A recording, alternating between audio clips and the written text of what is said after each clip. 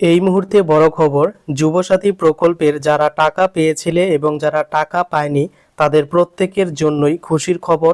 অবশেষে যুবসাথী প্রকল্পের যারা টাকা পেয়েছে বা টাকা পায়নি তাদের দ্বিতীয় কিস্তি এবং যারা টাকা পায়নি তাদের প্রথম কিস্তির টাকা আগামী 7 দিনের মধ্যে প্রত্যেকের ব্যাংক অ্যাকাউন্টে দিয়ে দেওয়া হবে।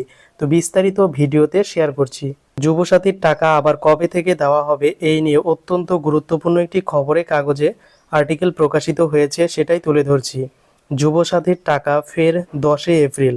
কলকাতা যুবসাথী প্রকল্পের দ্বিতীয় মাসের টাকা উপভোক্তারা 10 এপ্রিল থেকে পেতে শুরু করবেন। গত 7 মার্চ থেকে যুবসাথী প্রকল্পের প্রথম মাসের টাকা দেওয়া হয়েছিল। প্রথম মাসের মতো এবারও সরাসরি উপভোক্তাদের ব্যাংক অ্যাকাউন্টে টাকা কিন্তু চলে যাবে। অতএব যারা যুবসাথী প্রকল্পে টাকা পেয়েছিলে তাদের দ্বিতীয় কিস্তির টাকা 10 এপ্রিল থেকে ব্যাংক অ্যাকাউন্টে ঢোকা শুরু হবে।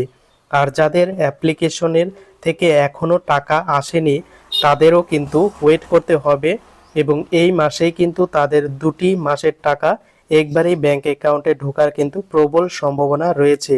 তো বর্তমানে এটাই কিন্তু আপডেট রয়েছে যে 10 এপ্রিলের পর থেকে যুবসাথী প্রকল্পের টাকা আবার দেওয়া শুরু হবে। তো